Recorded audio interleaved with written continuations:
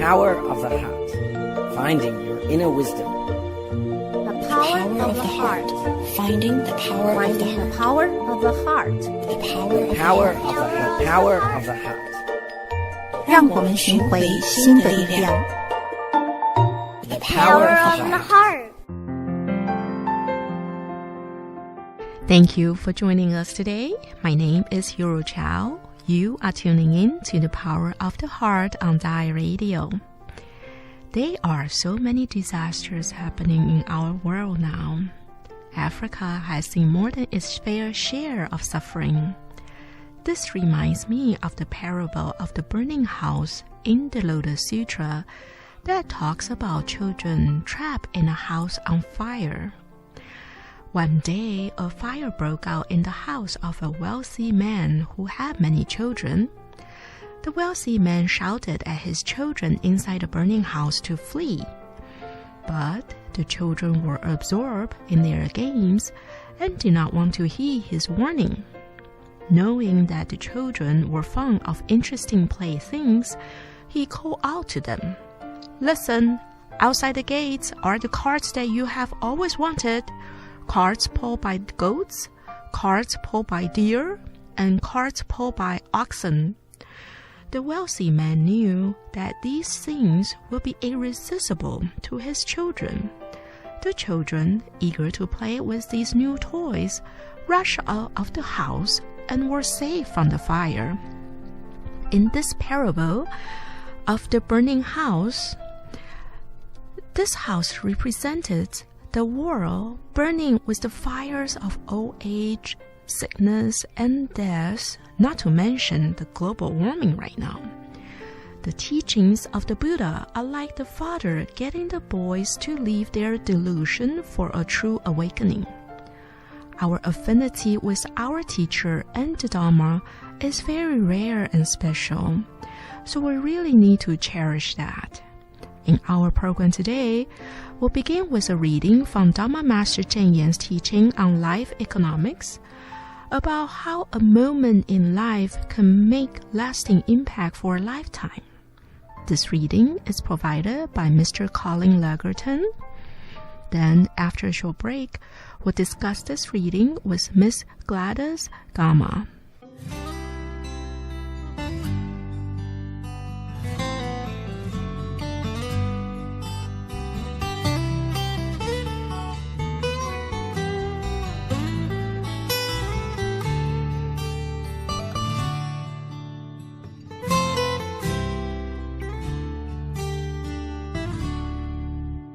Marching journeys past plain hills and trees, I'll find my true mission in life.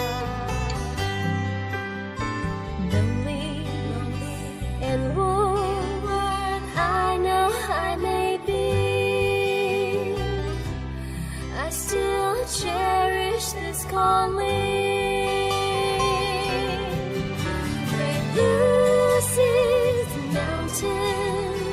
Between you and me, but your heart shines like moonlight, lighting my path home. Great blue seas and mountains, between you and me, my heart lights with your glow. Bring me the spirit of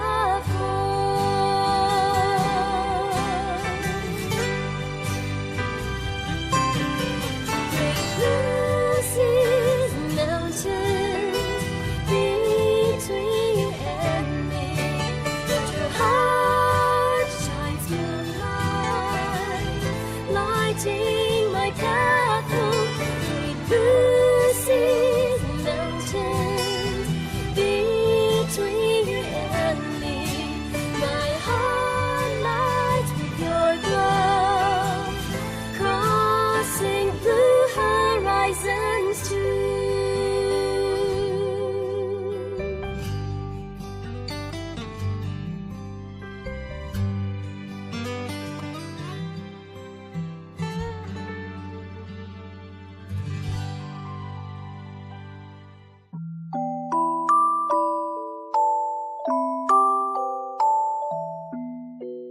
You are listening to The Power of the Heart on Dai Radio. Tapping into the power of the heart. Finding your inner wisdom. Finding the power of the heart.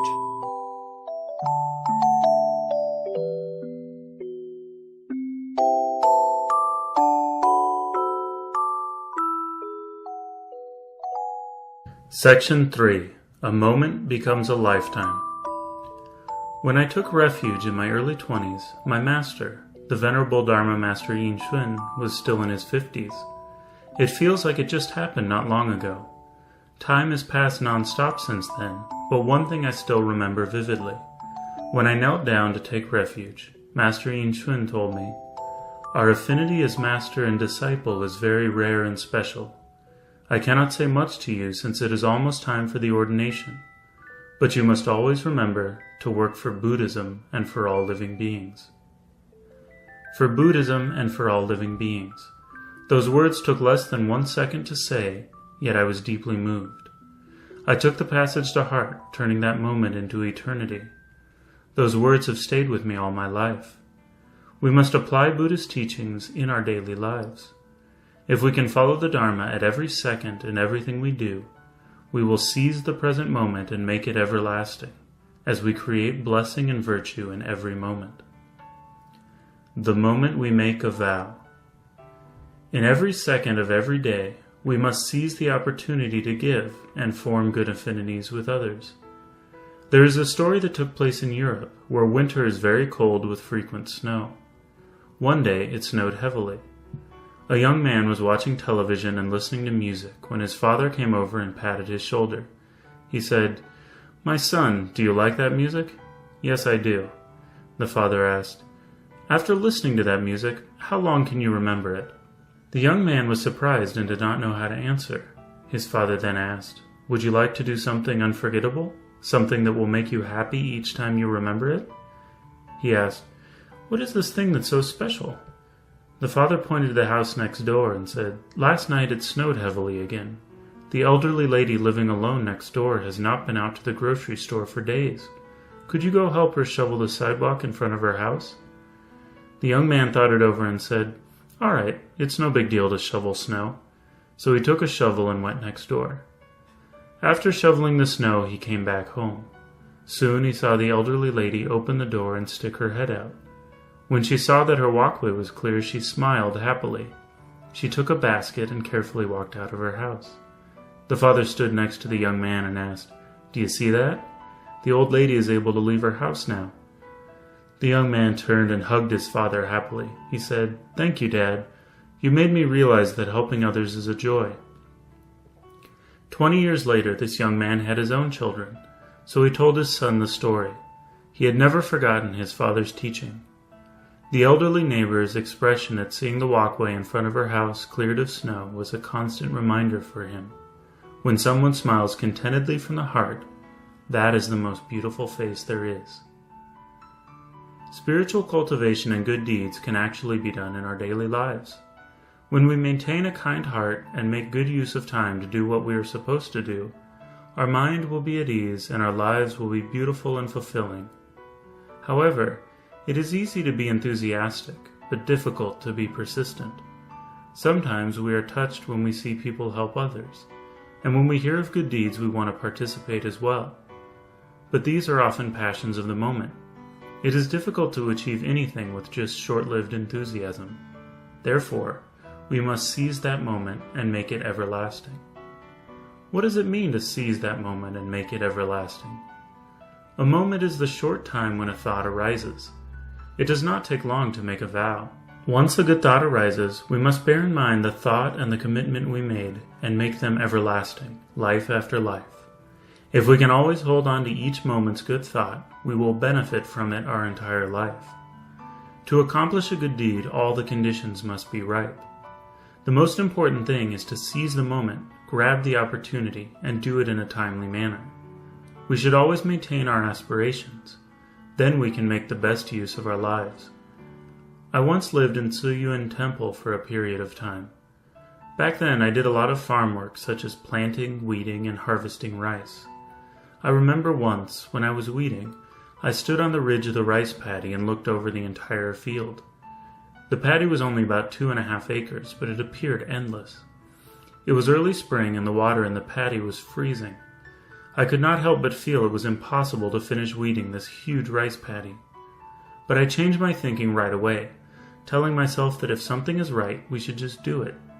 So I started to weed the area my hands could reach, and focused on the work in front of me. I did not waste any time thinking about how big the paddy was.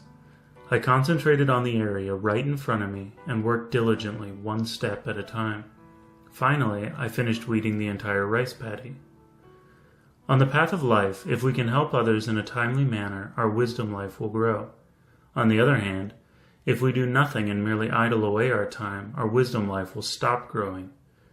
Therefore, the more we do, the more we gain, and both our wisdom and blessings will grow. The less we do, the more we lose, and both our wisdom and blessings will wither. Let us take hold of our good thoughts and do the best we can. From ancient times to the present day, is history not an accumulation of moments? In life, we must always be mindful of making the best use of time and always apply that mindfulness in everything we do. When we act, we gain. When we do, we feel. Life's history is written by seizing this moment now. A lifetime goal. On the 40th anniversary of the founding of Tzu Chi, a Tzu Chi volunteer came to me and said, "A Buddhist master asked me to bring you this message." "What is it?" He said, "It is not easy to live for 40 years. To have passed 40 years safely is really no small feat." After thinking carefully, I felt that these words had profound meaning. It is hard to choose the right path in life. Even when we are on the right path, it is not easy to have followers. 40-some years since the founding of Tzu Chi is no short time. Looking back to the starting point, I see that Tzu Chi has not strayed even slightly from its original course. This makes me feel that everything has been worthwhile. How many decades are there in our lifespan? Once we aim in the right direction, we must diligently charge forward. Many things will naturally accumulate. Several years ago, a strong earthquake shook Iran and caused many casualties. Tzu Chi volunteers rushed to disaster areas to help the survivors. The volunteers provided free clinics while they assessed the earthquake damage, but due to the language barrier and the unfamiliar locale, they encountered great difficulty in their disaster relief efforts in the beginning. An Iranian military doctor saw the blue and white uniforms that volunteers wore and thought that he had seen them before. He asked, "Do you have a television channel?" The volunteers answered that they had Dai TV. "That's right, it must be that channel. I often see your volunteers wearing this uniform and doing good deeds in many places."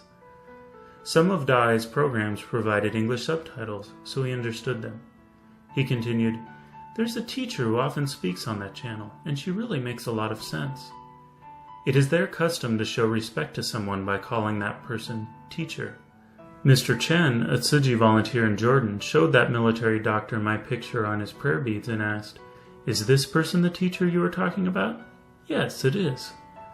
As he learned about Tzu Chi from interacting with the volunteers, whenever volunteers wanted to introduce Tzu Chi to locals or take care of some business, this doctor served as their interpreter. Because of his help, these volunteers were able to go about their work in Iran unhindered. For Tzu Chi to be recognized around the world as an organization that does good work, I am grateful not only to Dai TV for publicizing it, but also to the volunteers all over the world who help the needy and relieve the suffering in their blue and white uniforms. Without needing much explanation, everyone can see the results of their hard work, achievements which have accumulated over time. Accumulating good seeds over a lifetime enables our wisdom life to grow and creates blessings for our next lives. There is a well-known Buddhist story about a very determined monk named Tetsugen Doko who lived hundreds of years ago in Japan. He dedicated himself to spreading Buddhist teachings and vowed to raise funds to carve sutras on wooden slabs so that Buddhist teachings could be widely circulated. One winter, a big blizzard struck Japan and the entire capital was covered with snow and ice. In order to raise funds, Tetsugen Doko often stood on the Kamo River bridge of the major road to the capital, asking passers-by to make a donation. Although the weather was freezing cold and the biting wind made him shiver, he still spoke loudly to solicit donations. Some passers-by who saw the monk working so hard admired his dedication and made donations. Others looked at him in cold detachment or simply ignored him. One day, a samurai rode by on a horse. The monk said to the samurai, "I am Tetsugen Doko. I have made a vow to carve the Tripitaka. These sutras are important to us because they can purify people's minds and save the human race. Please make a donation." The samurai could not believe that an individual could raise enough money, 1 or 2 pennies at a time, to finish such a big project of carving the Tripitaka. He thought it impossible, so he rode off. But Tetsugen Doko did not give up. He ran after the samurai, saying, "Please make a pledge and help me fulfill this worthy vow. Even if you only donate a penny, I will still be very grateful." To stop the monk's pestering, the samurai threw a penny into his alms bowl. When he saw the snow-covered monk bow respectfully to thank him, he was deeply touched. Later, all the snow melted, causing serious floods. Many homes were damaged. People lost their livelihoods. Hungry and cold, their lives hung in the balance. Tetsugen Doko could not bear to see their suffering, so he used the funds he had saved for inscribing the sutras to buy rice to help the victims. Eventually, he used up all the funds he had collected. After the disaster, Tetsugen Doko went out again to raise funds for inscribing the sutras. Some admired his kind heart and made donations, but others were not as understanding. They thought he was swindling them in the name of inscribing sutras.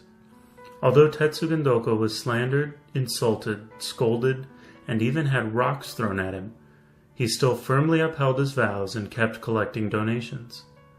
Tetsugen Doko planned to hire 100 skilled engravers to carve on 60,000 slabs of cherry wood for this huge project.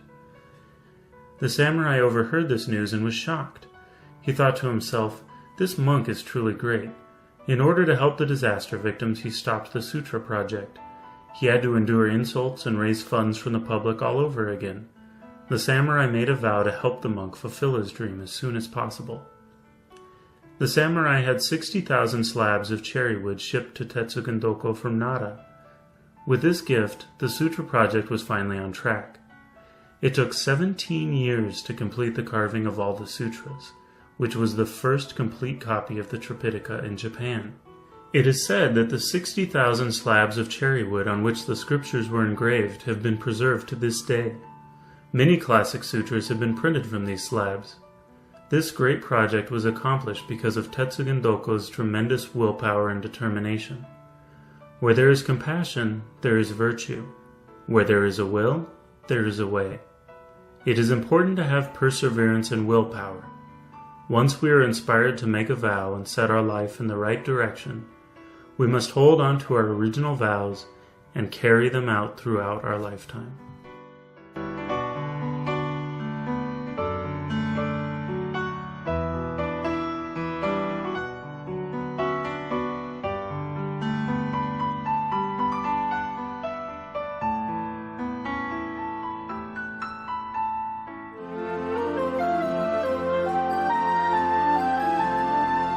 You are listening to The Power of the Heart on Da-I Radio.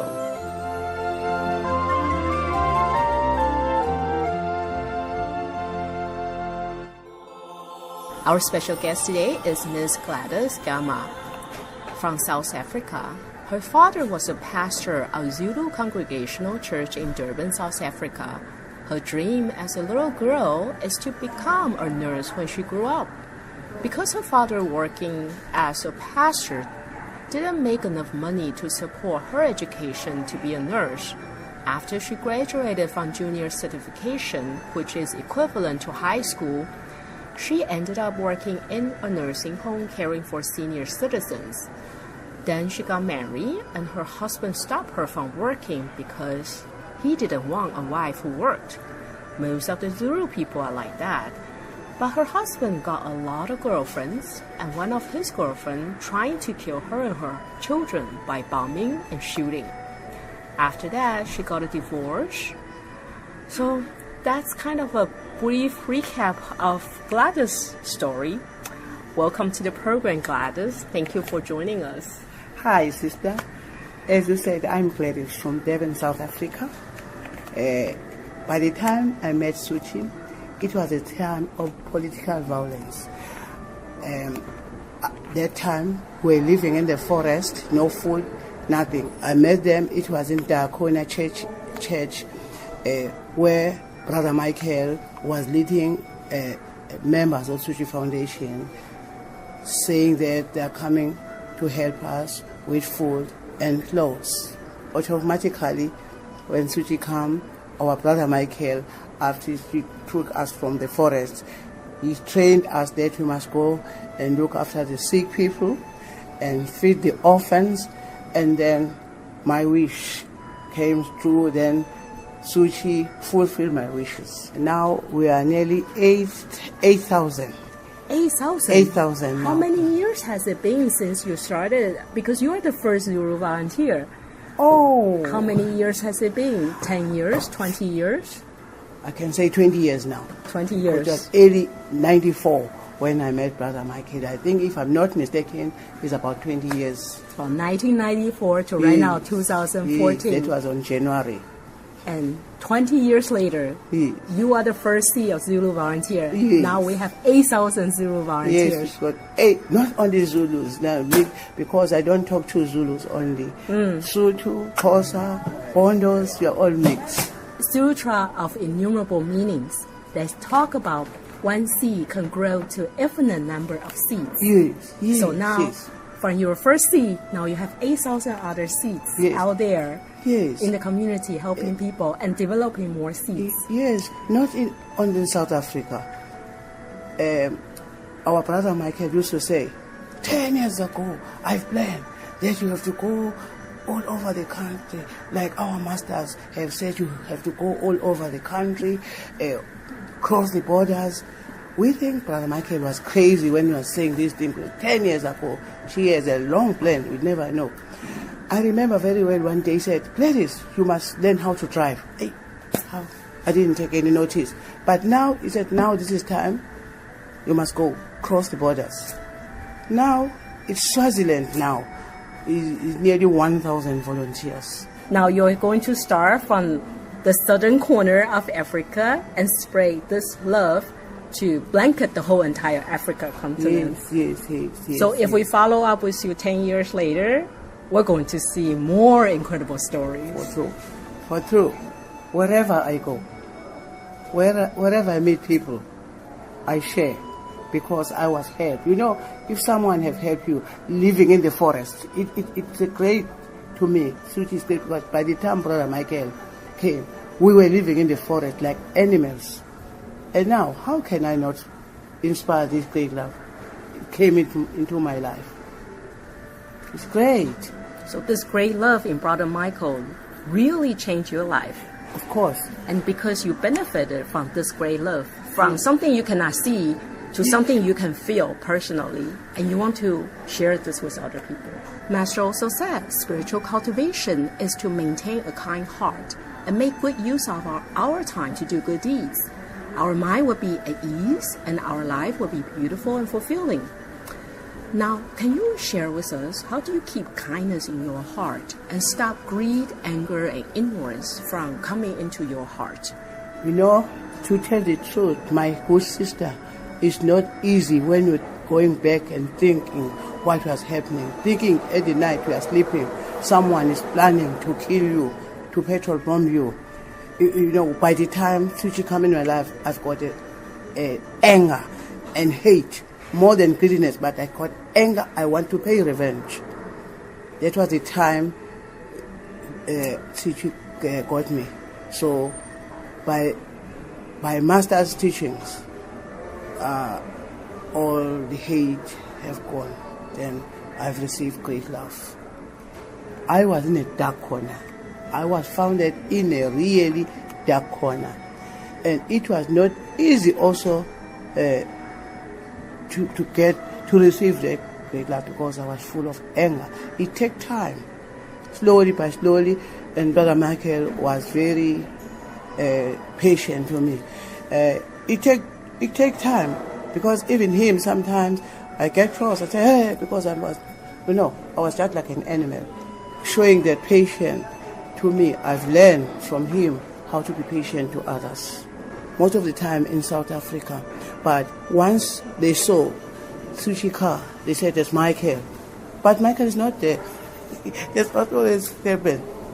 My mother used to say, "He is a minister."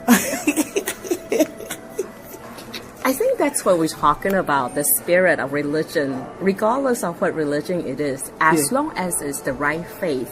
You always teach us to give with love. Yes. And that's what people recognize. And forgive, because he had taught me how to forgive, which was a very, very, very hard thing to me. I did forgive all those who, if you come to my house that time, you can see the holes in the walls. Some people shooting. It was not easy to forgive, but through Sushi teachings and Master's teachings, I forgive everyone. So thank you very much, Gladys, for your time. Thank you. Our time is up today. We'll be listening to this book, Life Economics, over the next several episodes. Please join us next time to continue our discussion on life economics. If you want to read this book we're talking about, you can find a copy of this book in any Jingsi bookstore and cafe. For more teaching from Dharma Master Cheng Yen, please tune in next time to our program. Goodbye and have a great day. Thank you.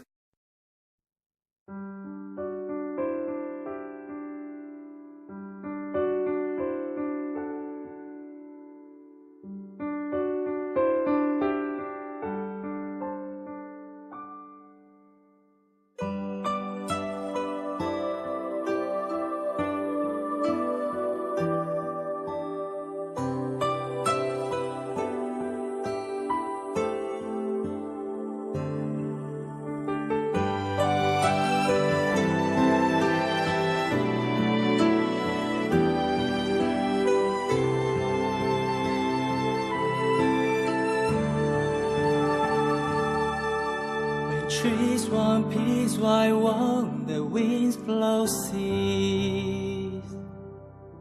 When we look back, where have our parents gone? Why does our rowing roll out like storm clouds? Why do love and loathing tangle in time?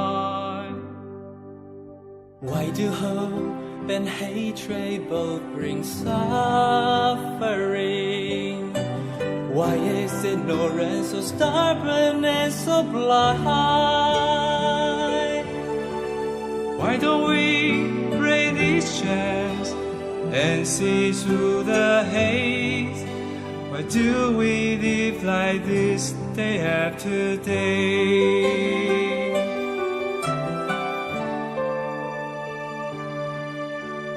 Why are we sad when we think of mom and dad? It's too late to care for them when they're gone. The dream ends, we away, where's it all gone? Night's desire swim, robbing us of dawn. Why is the world so plagued with misery? Greed and anger rage, vanity takes flame. Why must we burn our life night after night? Our minds seal our fate, karma can be tamed.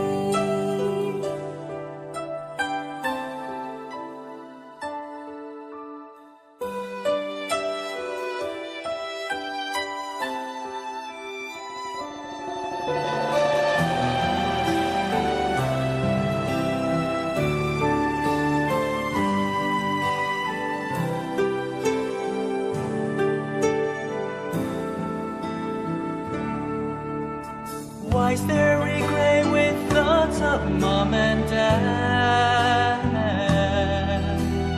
A child of love cares while there's time to share. When dreams end, we away, why this regret? Life's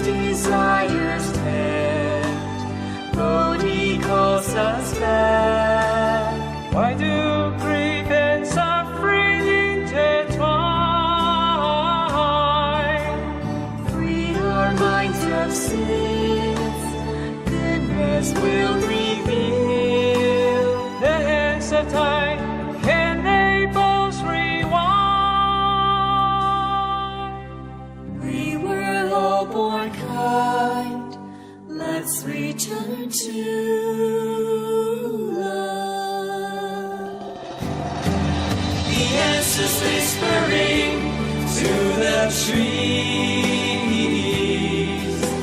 the answers make us see, realizing how long we've been asleep.